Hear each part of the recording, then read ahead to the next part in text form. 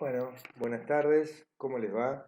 Nuevamente acompañándolos en esta nueva jornada que tenemos para presentarles y tengo para acompañarlos en esta nueva etapa que nos toca transitar.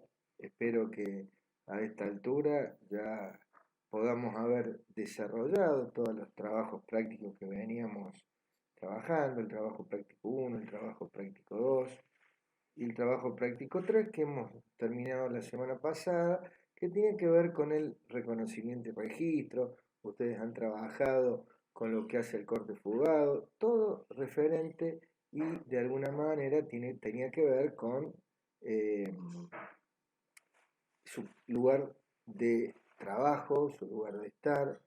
El tema ha sido mi lugar, ¿no? Venimos trabajando desde el principio de año con un objeto, ese objeto que hemos podido de alguna manera trabajarlo, representarlo.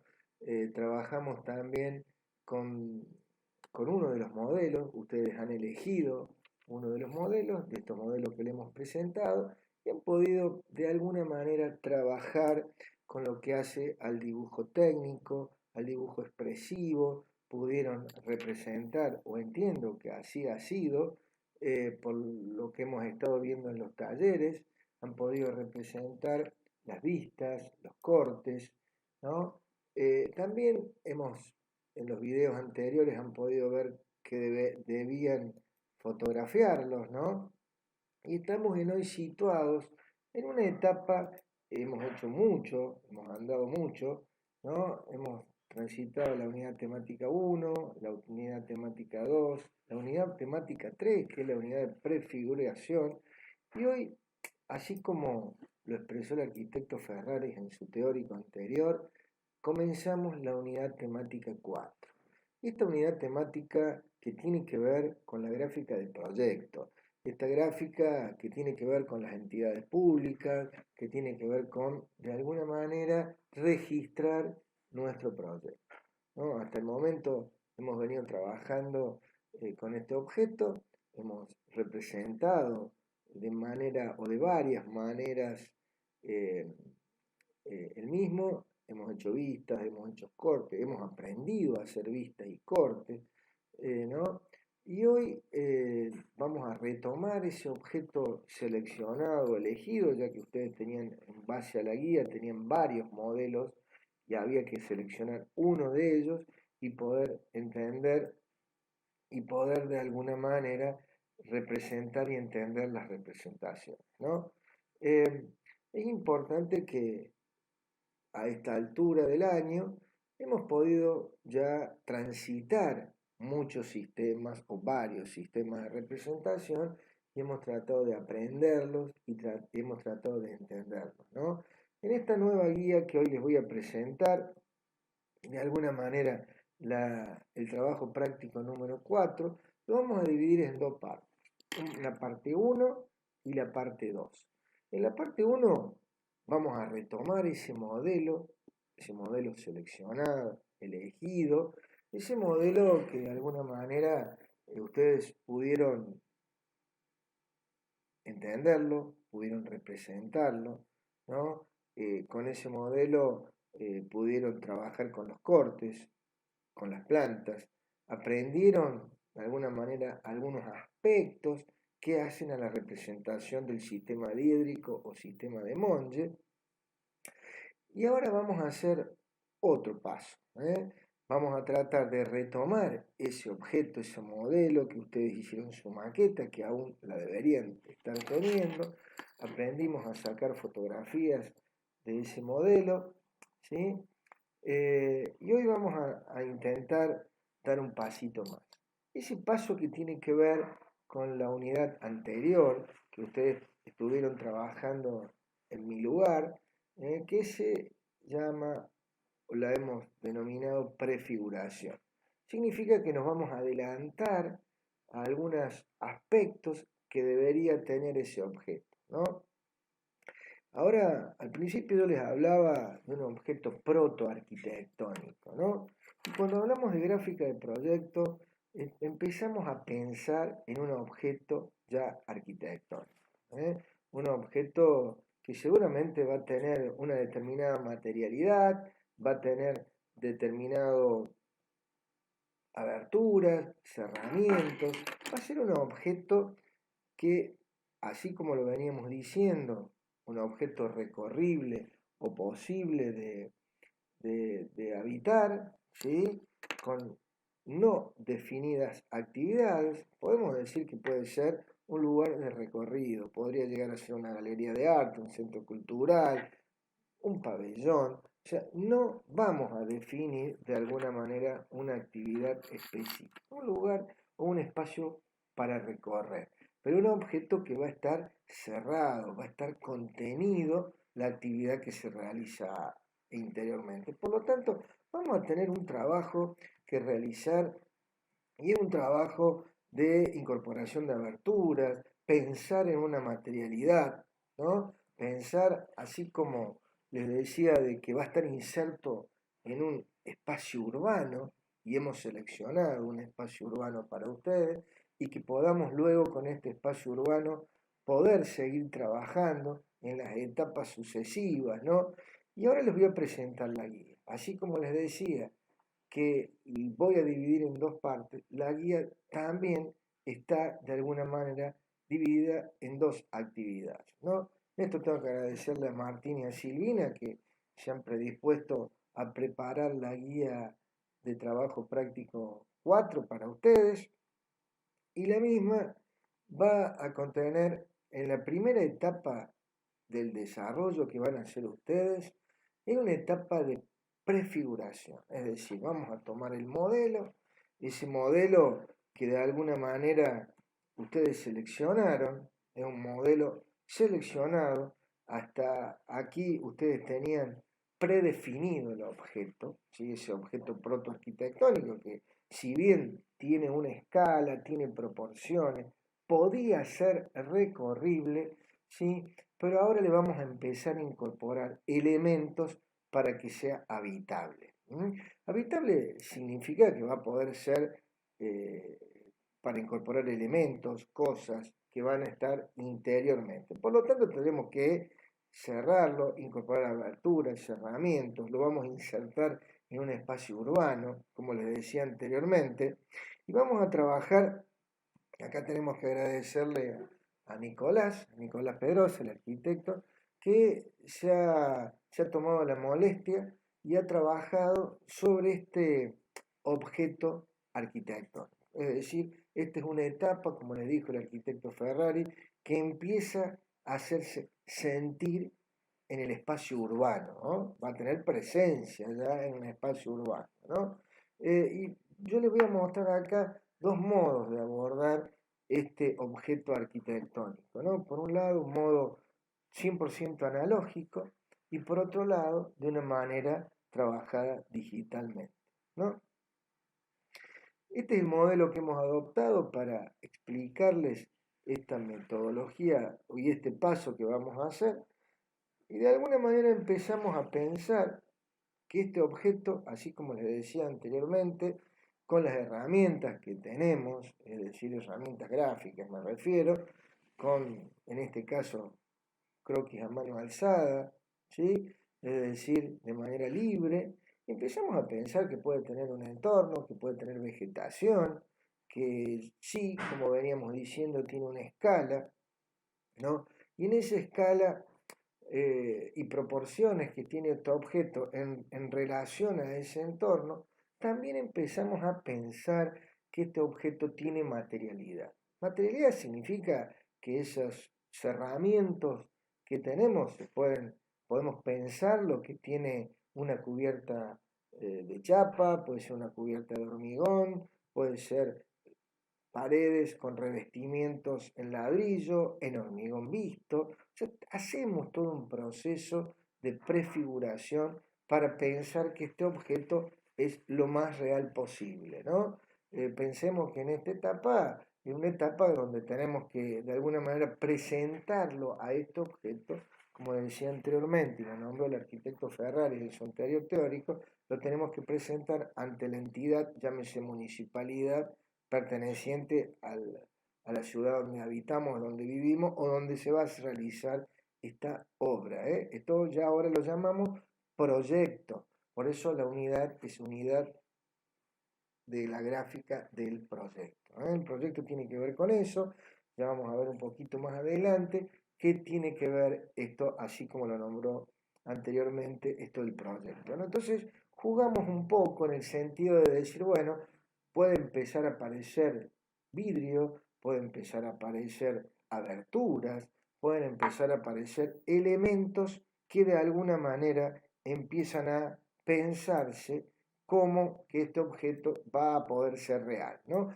Hay un proceso, fíjense ustedes que esto es lo que van a hacer ustedes, de esta manera lo estamos haciendo gráficamente y analógicamente a mano alzada, ¿no? Acá es el empezar a transmitir, así como lo hicimos anteriormente con nuestro lugar y lo transmitimos y lo transferimos al corte fugado, a las perspectivas interiores de nuestro espacio de trabajo, y empezamos a pensar que podía tener elementos o cambiar elementos que hay en el espacio, lo mismo lo vamos a hacer con este objeto preestablecido, ¿no? Y fíjense, es un juego de expresión, un juego de alguna manera de texturas, color, profundidades, vegetación, proporciones y demás, ¿no?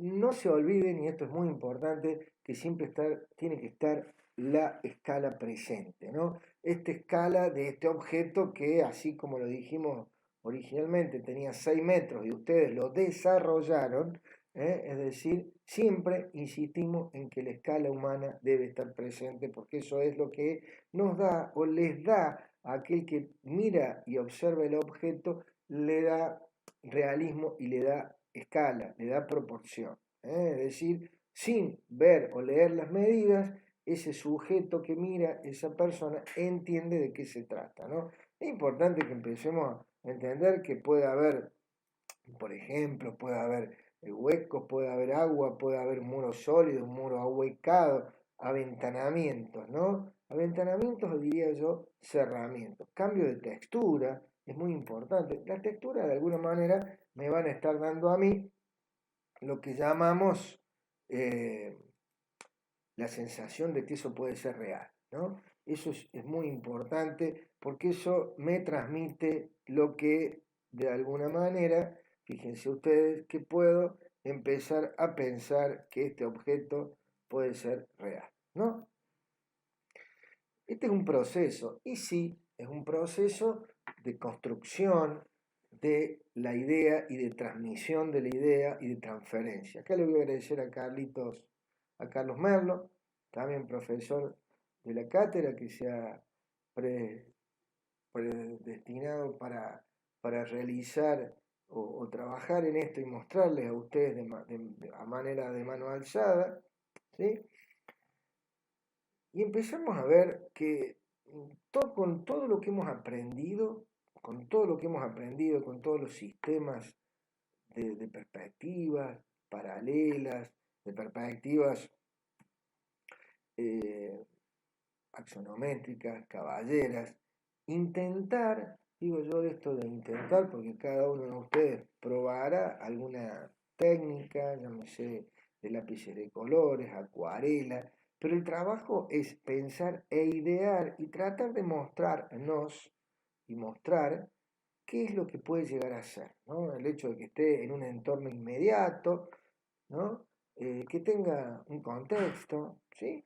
Y acá fíjense ustedes que en la primera a la izquierda tienen presente, aquí abajo están los ejes de esta perspectiva axonométrica y isométrica que ustedes ya perfectamente ya entiendo que la están manejando o la pueden ya dibujar o representar. La caballera de planta, fíjense acá para que les sirva como de matriz gráfico de guía, están los ejes que representan la base para haber podido hacer estas perspectivas siempre a mano alzada y de una manera intuitiva, pueden ser hechas con instrumentos también, llámese escuadra, paralela, eso como ustedes se sientan cómodos, eso ningún inconveniente. Acá estamos pensando de alguna manera para nosotros, ¿no? Es decir, internamente empezamos a pensar y decir, esto puede llegar a ser o resultar de esta manera, ¿no? Perspectivas paralelas que también hemos podido ver y hemos podido desarrollar en el objeto en este modelo, también la perspectiva caballera de frente que tiene su particularidad. Recuerden que en la caballera de frente el eje de la profundidad, es decir, el eje que nos iba a permitir marcar el largo en este caso, ¿sí? Había que reducirlo a la mitad para que no se vea deformado, ¿no? Esto que tiene que ver, decíamos, con el desarrollo de la representación. No olvidar la escala, esa figura humana que es la que me da la escala. De la manera que podamos o de la manera que nos parezca pertinente, nunca es algo que sobresale. Fíjense que ustedes que siempre está, pero nunca es lo más importante en este caso, ¿no? Es importante también que vean los ejes, en este caso tienen los ejes de altura, el eje de ancho o de profundidad o de largo, y en el eje, en este caso X, está la reducción. Esto que está remarcado acá, de alguna manera, me está marcando e indicando que eso está en verdadera magnitud. Vendría a ser como la fachada o el frente o la vista frontal, que es lo que veníamos de alguna manera hablando y diciendo y que hemos hecho, ¿no? Siempre esto hablamos de perspectivas, en el caso de las perspectivas exteriores, y luego vamos a ver algunas interiores, siempre de manera intuitiva. Y digo intuitiva porque es lo que me salga, es decir, lo que creo o de la manera que creo que se puede llegar a ver o se puede empezar a ver, ¿no es cierto? Esto que tiene que ver con la observación lo más aproximada a la realidad posible, ¿no? Es como habíamos visto que había diferentes alturas de línea de horizonte, lo venimos viendo desde el principio también, cuando dibujamos el Paseo de las Artes, cuando dibujamos nuestra casa, nuestro lugar, hablamos de que hay una visión de ese observador, que hay una visión a nivel peatonal, nivel de ojo de ratón, nivel aéreo. Bueno, en este caso tiene una representación claramente realizada, ojo de ratón. Es decir, que es como si estuviésemos en el nivel del piso, la línea de horizonte, en este caso, se confunde o coincide con la línea de tierra, aparecen dos puntos de fuga. Estas también las pueden usar como de matriz gráfica, es decir, pueden tratar de trabajar con esta e intentar dibujar el objeto que han seleccionado, el objeto de ustedes, y luego también, como digo, intentar darle una ambientación, es decir, una atmósfera pertinente a lo que yo me estoy imaginando que puede llegar a ser esa obra, ahora proyecto, o ese proyecto en la realidad, con vegetación, con una ambientación, o algún piso, alguna textura, llámese como en este caso acuarela, o puede ser realizado con algún lápiz de color, la técnica que quieran. Por eso, cuando les digo una técnica intuitiva, tiene que ver con eso, ¿eh? Todavía no hemos hablado de muchas técnicas, pero la que ustedes puedan o se animen a representar, ¿no?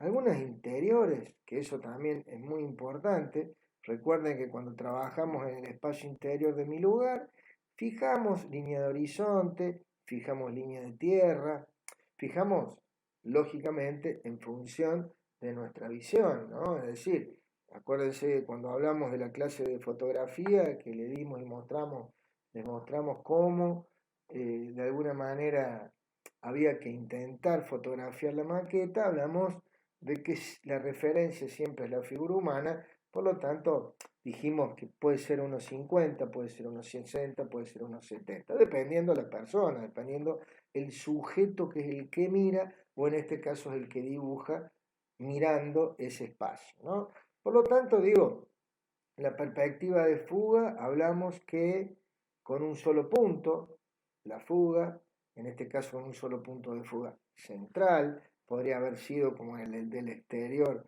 dos puntos de fuga, generalmente es la más práctica que hacemos en los espacios interiores, es una perspectiva a nivel peatonal, ¿no? A veces nos sentamos en una silla perfectamente en el ambiente y tratamos de mirar, observar. Siempre recomendamos, tanto Roberto como yo, es que ustedes saquen fotos, ya que así como lo hacemos con la maqueta y tratamos o intentamos de copiar esa fotografía, porque de alguna manera la fotografía me estatiza o me rigidiza de alguna manera un escenario, el encuadre, el enfoque y demás, y eso hace luego que yo pueda de alguna manera transferirlo al papel y tratar de determinar o extraer las líneas fundamentales o principales de esa perspectiva, ¿no? Acá de alguna manera estamos tratando de también, además de ir, como quien dice, refrescando o reforzando y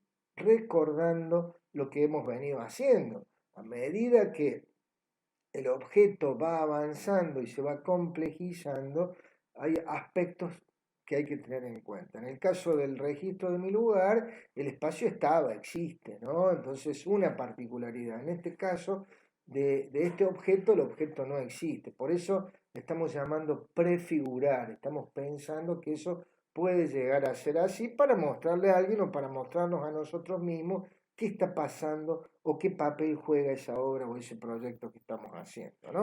Entonces, fijar líneas de horizonte, que también la pueden usar de matriz gráfica, significa que pueden trabajar con esta base y hacer o dibujar su propio objeto, ese que están imaginando, ¿no?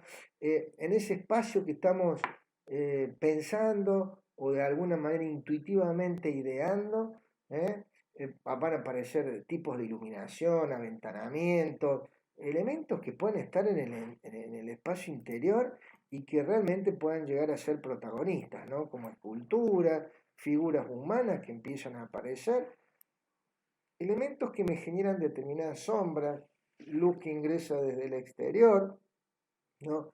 Brillos, reflejos, etcétera, etcétera, ¿no? Elementos que de alguna manera van a estar o están haciendo que esto empiece a suceder, ¿no? Fíjense en esto que les estoy mostrando ahora, esto de que quizás las perspectivas interiores a veces, tal vez, o son las más complicadas, a veces nos resultan un poco difíciles de realizar, bueno, es practicar, es intentar y ver lo que otro hace, también es importante, ¿no? Para decir, bueno, yo también lo puedo hacer así, ¿no? Yo también puedo pensar que esto puede ser realizado de esta manera.